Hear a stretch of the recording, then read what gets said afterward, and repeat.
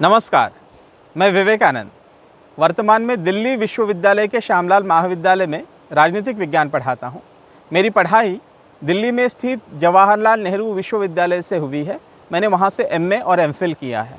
मैं मूलतः महाराष्ट्र राज्य के सबसे पिछड़े ज़िलों में से एक ज़िला गढ़चिरौली, उस गढ़चिरौली ज़िले में सबसे पिछड़ी तहसील जो है भामरागढ़, उस तहसील में 60 घरों का एक छोटा गांव है कुक्कामेटा, वहाँ का रहने वाला हूँ।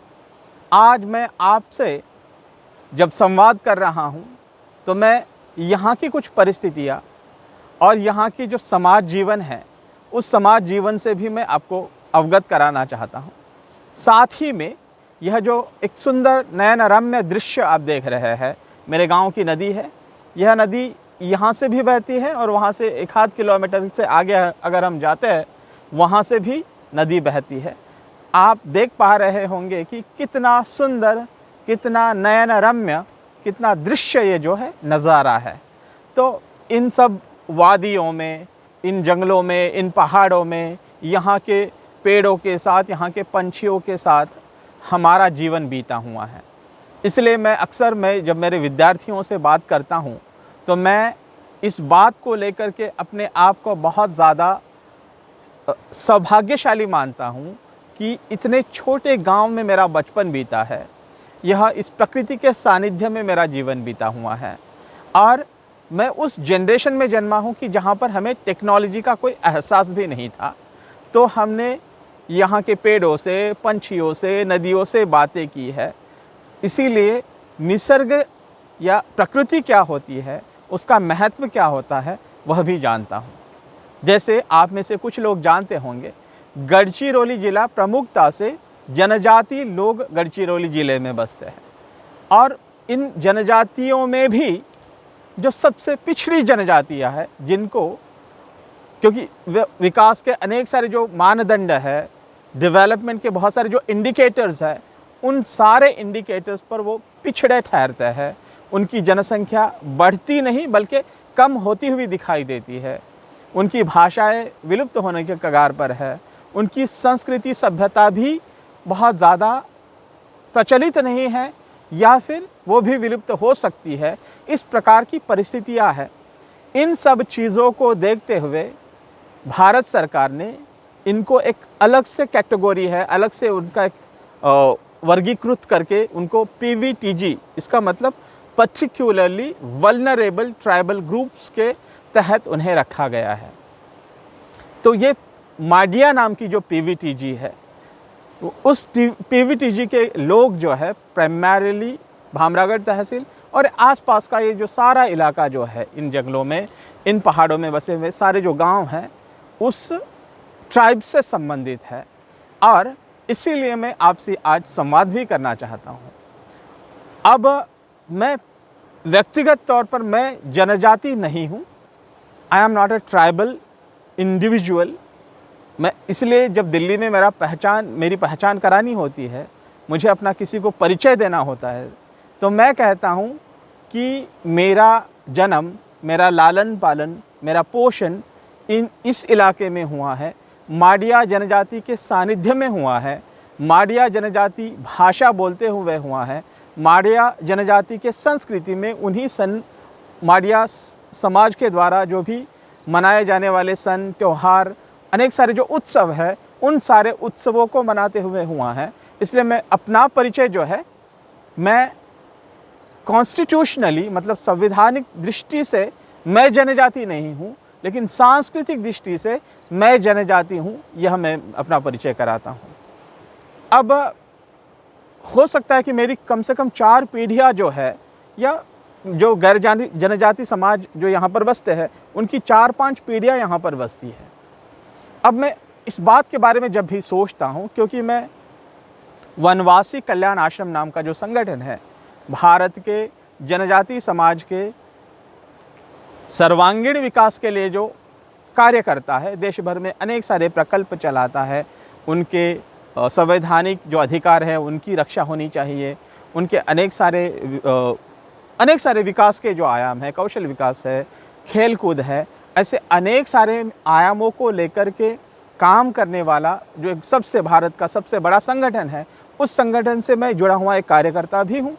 और इस कार्यकर्ता के नाते मैं जनजाति, गैर जनजाति, ट्राइबल, नॉन ट्राइबल, इस डिवीज़न के संदर्भ में जब मैं सोचता हूँ, या ये जो नैरेटिव या विमर्श इस प्रकार से गढ़े जाते हैं, लोगों तक पहुँचाए जाते हैं, और ये कहा जाता है कि जनजाति भारतीय संस्कृति से अलग है, वे यहाँ के मूल निवासी है, बाकी के सारे लोग जो है वो बाहर से आए हुए हैं या आक्रामक है, या इस प्रकार से विमर्शों के माध्यम से जनजाति और गैर जनजाति समुदायों के बीच में एक खाई निर्माण के प्रयास भी किए जो जाते हैं। इस सारे विमर्शों से मैं संबंधित हूँ ही, और इन विमर्शों के बारे में जब भी मैं सोचता हूँ तो मैं इस बात के बारे में भी सोचता हूँ कि मेरी जब आज भी अगर हम देखें, विकास के सारे मानदंड है यहाँ का समाज, उन पर वो पीछे है। साथ ही में आज तो पिछले 8-10 सालों में अगर हम देखें तो यहाँ की एक बड़ी प्रगति हुई है, रोड कनेक्टिविटी बढ़ी है, टेलीफोन या इंटरनेट कनेक्टिविटी की सुविधाएं भी अब पिछले 2-3 सालों में यहाँ पर उपलब्ध कराई गई है। अब ये सुविधाएं आज की है, विकास के एक हम कह सकते हैं कि एक नेक्स्ट लेवल पे, एक नेक्स्ट स्टेप पे, अगले कदम पर यहाँ के लोग जाते हुए दिखाई देते हैं। लेकिन जब 4 पीढ़ियों के सामने, मतलब करीबन 100 साल पहले अगर हम देखें तो 100 साल पहले जब हमारी पीढ़ियाँ जो गैर जनजाति समुदाय के लोग जो है यहाँ पर जब आकर उन्होंने रहना शुरू कर दिया होगा, तब यहाँ की परिस्थिति क्या रही होगी, यहाँ पर कितना पिछड़ापन रहा होगा, यहाँ पर कितना आइसोलेशन, मतलब हम जिसे कहते हैं भौगोलिक एक विलगीकरण या फिर ज्योग्राफिक आइसोलेशन कितना रहा होगा। यहाँ के लोग, चूँकि मैं बचपन में मैंने देखा है कि यहाँ के स्त्री और पुरुष पूरे कपड़े नहीं पहनते, पुरुष तो नहीं पहनते बल्कि स्त्रियाँ भी नीचे लपेटने के लिए एक छोटा सा कपड़ा पहनती थी, ऊपर का सारा शरीर का हिस्सा जो है वो खाली रह जाता था। मतलब इस प्रकार से हम जिसे कहते हैं कि ये शहरी भाषा में अर्धनग्न, गांधी जी को भी वो विंस्टन चर्चिल तो कहते थे ना कि हाफ नेकेड फ़कीर। तो इस प्रकार से लोग यहाँ पर रहते थे। उस समय जब जो गैर जनजाति समाज के लोग यहाँ पर आकर उन्होंने बसना शुरू कर दिया होगा और यहाँ के लोगों ने उनका स्वीकार किया, अपने ही भाई समझ करके उनको गले लगाया, तो मुझे लगता है इस बात को लेकर के मैं अक्सर ये कहता हूँ कि भारत में जनजाति और गैर जनजाति ये जो विवाद है या एक प्रकार का जो विमर्श है, जो विभाजित करने वाला विमर्श है, या जनजाति समाज पूरी तरह से एक अलग ही समाज है, बाकी गैर जनजाति समुदायों से उस समाज का कोई लेना देना नहीं, कोई संपर्क नहीं, या संस्कृतियों में भी कोई मेल मिलाप नहीं, ये जो कहा जाता है, मुझे लगता है कि यह विमर्श जो है वो इल मोटिवेटेड है। एक उसकी प्रेरणा ही भारत की एकता को विभाजित करने की मुझे लगती है। ये जो 100 साल पहले जो गैर जनजाति समाज के लोग यहाँ पर आकर बसे होंगे और यहाँ के लोगों ने उनका बड़े दिल से और खुले मन से जब उनका स्वीकार किया, अपने गले से लगा लिया, और उन लोगों ने भी जो है यहाँ पर आकर के वे नागरी या ग्रामीण समुदायों की सभ्यता का पालन ना करते हुए वे यहाँ की सभ्यता का पालन करने लगे। आज भी मेरे गांव में जो भी पोलवा या पंडो, मतलब सन त्यौहार जो होते हैं, वहाँ पर हमारे मुख्य पुजारी जो होते हैं वो जनजाति समुदायों से होते हैं। गांव के किसी भी शुभ कार्य की शुरुआत करनी है तो वह जो पुजारी जो होता है वो जनजाति समुदाय से आने वाला पुजारी होता है। मतलब यह हुआ कि यहाँ के लोगों ने बाहर से आने वाले लोगों का स्वीकार किया, और बाहर से आए हुए या जो गैर जनजाति समाज के लोग जो यहाँ पर आकर बसने लगे, उन लोगों ने भी किसी भी झिझक के बिना या किसी भी प्रकार के किंतु परंतु के बिना वे उन लोगों ने यहाँ की संस्कृति का स्वीकार किया, यहाँ के होकर बसे। मैं जब भी इधर आता हूँ तो मेरा हाल हवाल पूछते हैं, मुझे शादी के लिए तुमने शादी क्यों नहीं की, तुमने विवाह क्यों नहीं किया, और अकेले कैसे रह पाओगे, ये सारी चीज़ें मुझे जनजाति समाज के लोग पूछते हैं। मुझे बोलते हैं कि तो आप हमारे बेटे हो, और मतलब हमारे नाते संबंध तो जुड़े हैं, हमारे रिलेशनशिप्स जिसे कहते हैं। तो जनजाति गैर जनजाति ऐसा कोई भेद नहीं है, हम साथ मिलकर के एक हुए लोग हैं। अब सिर्फ यह जो बात है, यह जो मैंने बात यहाँ पर आपके सामने रखी, वह बात केवल यहाँ की बात ना हो करके वे पूरे भारत भर की बात है, ऐसा मुझे लगता है। भारत में हम कहते हैं ना कि पशुपति से लेकर के तिरुपति तक ये जो विस्तृत भूभाग जो फैला हुआ है, जहाँ पर जनजाति समुदाय प्रमुखता से रहता है, इतना ही नहीं बल्कि राजस्थान में भी रहता है, हिमाचल प्रदेश में रहता है, मध्य प्रदेश में रहता है, और देश के अनेक सारे हिस्सों में और उत्तर पूर्व के हिस्सों में तो जनजाति समुदाय के लोग रहते ही है। तो ये सारे लोगों के संदर्भ में भी यही बात हो गई होगी, ऐसा मुझे लगता है। इसीलिए जनजाति, गैर जनजाति, उनकी संस्कृतियाँ पूर्णतः अलग है। उन संस्कृतियों में कोई समान धागा जो है उनको जोड़ने वाला कोई समान धागा नहीं है। यह कहने वाला जो विमर्श है वो इल मोटिवेटेड है। उसकी प्रेरणा ही भारतीय समाज में जो मूल में एकता है, उस एकता के भाव को दुभंगित करने वाली, उसको विभाजित करने वाली या फिर उसको डिवाइड करने वाली है। इसलिए मुझे लगता है कि हमें डिवाइड करने वाले विमर्शों की आवश्यकता ना हो करके हमारी समाज को साथ में जोड़ने की जो विमर्श है या उस प्रकार के जो अध्ययन है, उस प्रकार की जो स्टडीज़ है, उसकी आवश्यकता है। क्योंकि मैं राजनीतिक विज्ञान का छात्र हूँ, राजनीतिक विज्ञान पढ़ाता हूँ। पिछले 7 सालों से दिल्ली विश्वविद्यालय के श्यामलाल महाविद्यालय में मैं राजनीतिक विज्ञान पढ़ा रहा हूँ। मैं जब नेशन स्टेट या राष्ट्र, इसके संदर्भ में जब सोचता हूँ तो राष्ट्र की हमारी परिकल्पना तो पूरी तरह से अलग है।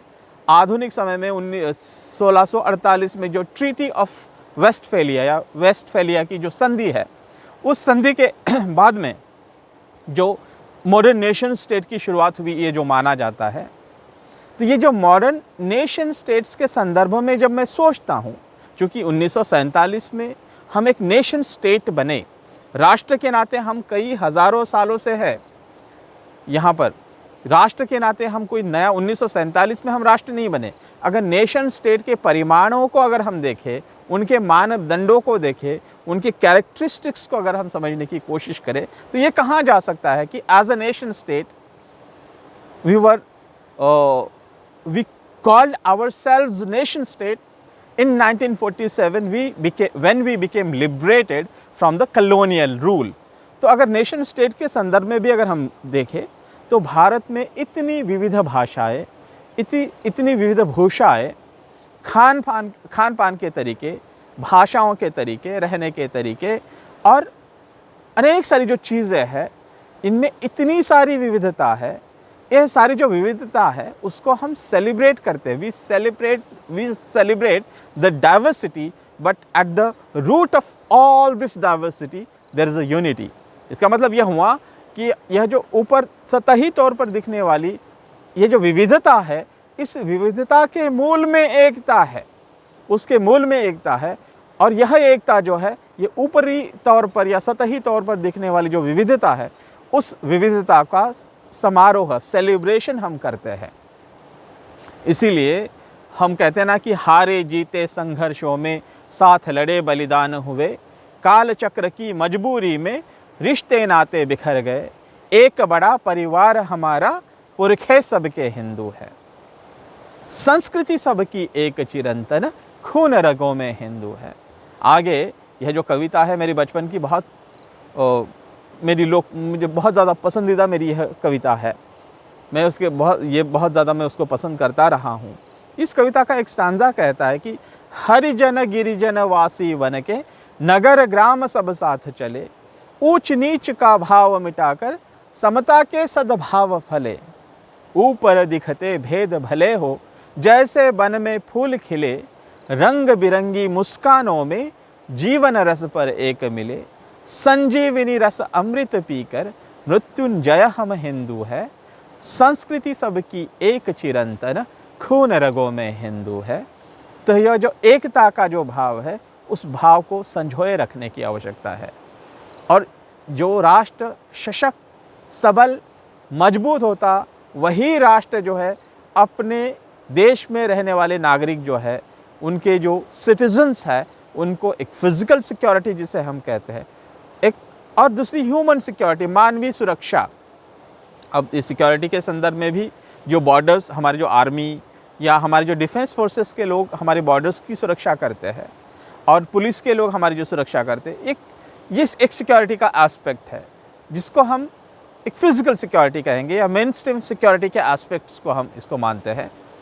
लेकिन जो महबूब उल हक और बाकी उनके जनरेशन के जो भी स्कॉलर्स रहे हैं, उन्होंने ह्यूमन सिक्योरिटी की जो आइडिया लाई, उसमें ह्यूमन सिक्योरिटी में लोगों के लाइवलीहुड के संदर्भ में सुरक्षा, उनकी सभ्यता संस्कृति, उनके आसपास के पर्यावरण की सुरक्षा, ये सारी सुरक्षाओं की जब हम बात करते हैं तो ह्यूमन सिक्योरिटी भी वही राष्ट्र प्रोवाइड कर सकता है, वही नेशन स्टेट किसी भी अपने नागरिक को प्रोवाइड कर सकता है जो राष्ट्र स्वयं पूर्ण है, सशक्त है, सबल है, मजबूत है।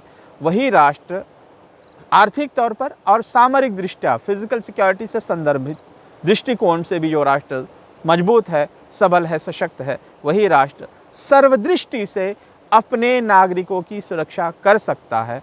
इसीलिए ऐसे जो विमर्श है, जो विमर्श हमें विभाजित करते हैं, हमें दुरावा जो दूरी जो है लोगों के बीच में बढ़ाते हैं, खाई उत्पन्न करते हैं, ऐसे विमर्शों से हमें बचना चाहिए।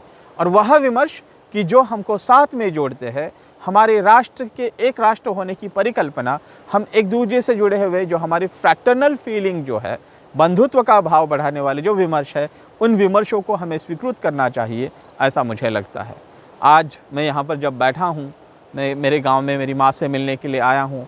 मेरे साथ में मेरे क्लासमेट्स भी है, मेरा एक दोस्त है दलसू आपका और दूसरा दिवाकर चापले, ये दोस्त मेरे साथ में है और वही मुझे यह वीडियो करने में भी मदद कर रहे हैं। और मैंने सोचा कि मैं उनके साथ यहाँ पर नदी के किनारे में घूम रहा था, उस एरिया में भी मैं जाने वाला हूँ। मैं जब जा रहा था तो हमने कुछ समय के लिए थोड़े थके महसूस कर रहे थे, तो हम यहाँ पर बैठे, तो मैंने उनको कहा कि क्यों ना हम इस बात को लेकर के चर्चा जो है हम लोगों तक पहुँचाए। आपने मुझे बड़े धैर्य से सुना, इसलिए आप सभी का आभार, धन्यवाद। और साथ में आपको अनुरोध है कि यह मेरा वीडियो और इस प्रकार के अनेक सारे वीडियोस मैं लगातार करता रहता हूँ, समय समय पर करता रहता हूँ। इस प्रकार के वीडियोस अगर आपको पसंद आते हैं तो मेरे इस YouTube चैनल को सब्सक्राइब करें, उसका जो बेल आइकॉन है उसको दबाएं और इस प्रकार के वीडियोस करने के बाद आपको नोटिफिकेशंस रेगुलरली मिलते रहेंगे। और साथ ही में अपने दोस्तों के साथ भी यह वीडियो साझा करें। धन्यवाद, नमस्कार।